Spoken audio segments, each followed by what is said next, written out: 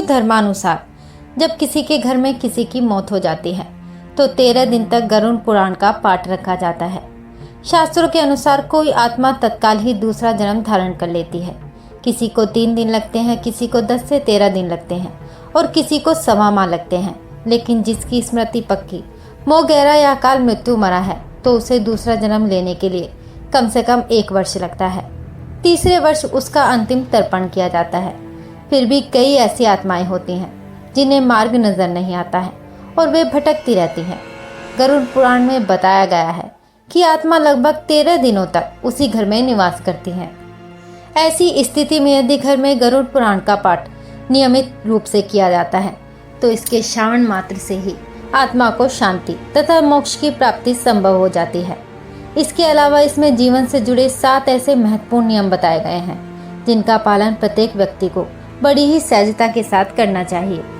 एक बार गरुड़ ने भगवान विष्णु से प्राणियों की मृत्यु, यमलोक यात्रा, नरक योनियों तथा सदगति के बारे में अनेक गूढ़ और रहस्य युक्त प्रश्न पूछे। उन्हीं प्रश्नों का भगवान विष्णु ने सविस्तार उत्तर दिया। यह प्रश्न और उत्तर की श्रृंखला ही गरुड़ पुराण है। गरुड़ पुराण में स्वर्ग, नरक, पाप, पुण्य के अलावा भी बहुत कुछ है। उसमें ज्ञान, विज्ञान, नीति, नियम और धर्म की बातें हैं। गरुड़ पुराण में एक ओर जहां मौत का रहस्य है तो दूसरी ओर जीवन का रहस्य भी छुपा हुआ है। गरुड़ पुराण में हमें कई तरह की शिक्षाएं मिलती हैं। गरुड़ पुराण में मृत्यु के पहले और बाद की स्थिति के बारे में बताया गया है। यह पुराण भगवान विष्णु की भक्ति और उनके ज्ञान पर आधारित है। प्रत्येक व्यक्ति को यह पुराण पढ़ना चाहिए। गरुड़ पुराण हिंदू धर्म के प्रसिद्ध धार्मिक ग्रंथों में से एक है। 18 पुराणों में इसे एक माना जाता है। गरुड़ पुराण में हमारे जीवन को लेकर कई गूढ़ बातें बताई गई हैं जिनके बारे में व्यक्ति को जरूर जानना चाहिए। गरुड़ पुराण में मृत्यु के पहले और बाद की स्थिति के बारे में बताया गया है, इसलिए यह पुराण मृतक को सुनाया जाता है। 13 दिनों तक मृतक अपनों के बीच रहता है। इस दौरान गरुड़ पुराण का पाठ रखने से वह स्वर्ग, नरक गति, सदगति, अधोगति, दुर्गति आदि तरह की गतियों के बारे में जान लेता है। आगे की यात्रा में उसे किन किन बातों का सामना करना पड़ेगा, कौन से लोक में उसका गमन हो सकता है, यह सभी गरुड़ पुराण में सुनकर वह जान लेता है। जब मृत्यु के उपरांत घर में गरुड़ पुराण का पाठ होता है तो इस बहाने मृतक के परिजन यह जान लेते हैं कि बुराई क्या है और सदगति किस तरह के कर्मों से मिलती है, ताकि मृतक और उसके परिजन दोनों ही यह भली बात जान लें कि उच्च लोक की यात्रा करने के लिए कौन से कर्म करना चाहिए। गरुड़ पुराण हमें सत्कर्मों के लिए प्रेरित करता है। सत्कर्म और सुमति से ही सदगति की मुक्ति मिलती है। गरुड़ पुराण में व्यक्ति के कर्मों के आधार पर दंड स्वरूप मिलने वाले विभिन्न नरकों के बारे में बताया गया है। गरुड़ पुराण के अनुसार कौन सी चीजें व्यक्ति को सदगति की ओर ले जाती है, इस बात का उत्तर भगवान विष्णु ने दिया है। गरुड़ पुराण में हमारे जीवन को लेकर कई गूढ़ बातें बताई गई हैं जिनके बारे में व्यक्ति को जरूर जानना चाहिए।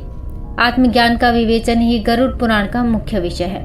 गरुड़ पुराण में 19,000 श्लोक में से बचे 7,000 श्लोक में गरुड़ पुराण में ज्ञान, धर्म, नीति, रहस्य, व्यवहारिक जीवन, आत्मा, स्वर्ग, नरक और अन्य लोकों का वर्णन मिलता है।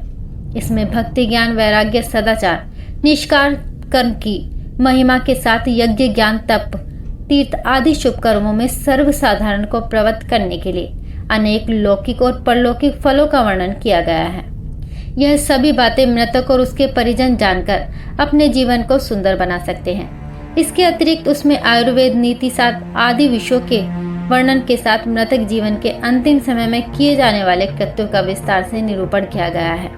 कहते हैं कि गरुड़ पुराण का पाठ सुनने से ही मृतक आत्मा को शांति मिल जाती है और उसे मुक्ति का मार्ग पता चल जाता है। वह अपने सारे संताप का भूलकर प्रभु मार्ग पर चलकर सदगति प्राप्त कर या तो पितृलोक में चला जाता है या पुनः मनुष्य योनि में जन्म ले लेता है। उसे प्रेत बनकर भटकना नहीं पड़ता।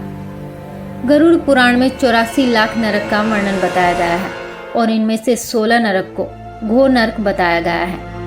कृष्ण कहते हैं कि हे अर्जुन, यह आत्मा अजर अमर होती है। इसे ना तो आग जला सकती है और ना ही पानी भिगो सकता है और न ही हवा इसे सुखा सकती है और न ही कोई अस्त्र शस्त्र इसे काट सकता है। आत्मा का विनाश कोई नहीं कर सकता। यह शरीर विनाशी है और आत्मा अविनाशी। जन्म या मृत्यु सिर्फ शरीर का होता है, आत्मा का नहीं। आत्मा को दुनिया के किसी भी अस्त्र शस्त्र से ना तो काटा जा सकता है और ना ही इसे अग्नि में जलाकर नष्ट किया जा सकता है। यहाँ भगवान श्री कृष्ण के कहने का तात्पर्य यह है कि मानव जिसे जन्म या मृत्यु समझता है, वास्तव में ऐसा कुछ भी नहीं होता। जन्म या मृत्यु सिर्फ एक नश्वर शरीर का होता है। आत्मा तो जन्म मृत्यु से परे है। आत्मा अजर अमर और शाश्वत होती है। गरुड़ पुराण के अनुसार यमदूत मृतक को वैतरणी नदी पार करवाते हैं, रास्ते में यातनाएं देते जाते हैं, फिर नर्क में उन्हें उनके कर्मानुसार सजाएं दी जाती हैं, या फिर चित्रगुप्त उनके अच्छे कर्मों के अनुसार स्वर्ग में भेज देते हैं। इस्लाम में इसे जन्नत और दोजख कहा गया है। अंग्रेजी से हेल और हेवन कहते हैं। प्रश्न उठता है कि जब मृत्यु के पश्चात शरीर को जला दिया जाता है या दबा दिया जाता है या उसका किसी अस्पताल में देहदान कर दिया जाता है, तो उसे नर्क में गर्म तेल में कैसे तला जाता है, बेहोश होने तक पीटा कैसे जाता है, आग में जलाया कैसे जाता है, शारीरिक यातनाएं कष्ट कैसे दिए जाते हैं। स्वर्ग नर्क पर आधारित काफी समय पहले बड़े बड़े कैलेंडर करनी भरनी के नाम से आते थे, जिसमें नर्क की यातनाओं का बखूबी चित्रांकन किया जाता था। यहाँ गरुड़ पुराण तथा गीता के परस्पर विरोधाभास हैं। नर्क है या कपोल कल्पना। विज्ञान सारा यूनिवर्स खोज चुका है, कहीं कुछ नहीं मिला। वास्तव में हमारे ग्रंथों में यह सब कुछ समाज को सही रास्ते पर चलने के लिए नर्क आदि का भय दिखाकर समझाने का प्रयास किया जाता है, ताकि हम अच्छे कर्म करें।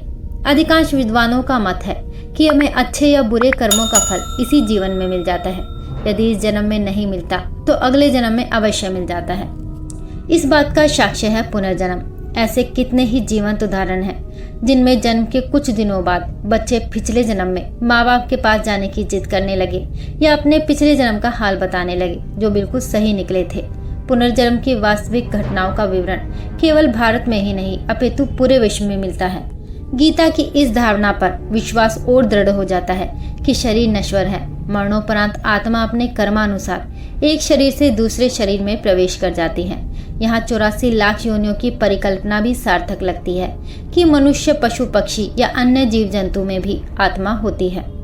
ज्योतिष शास्त्र में पिछले जन्म तथा अगले जन्म के विषय में बिल्कुल स्पष्ट है।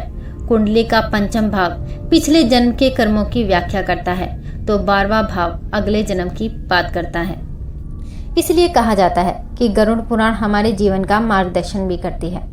आपको ये वीडियो कैसी लगी हमें कमेंट बॉक्स में ज़रूर बताएं, और अगर अच्छी लगी हो तो वीडियो को लाइक करके चैनल को सब्सक्राइब करना बिल्कुल ना भूलें। अब हम मिलेंगे आपको अपने अगले वीडियो में और जानेंगे किसी रहस्य के पीछे का सच।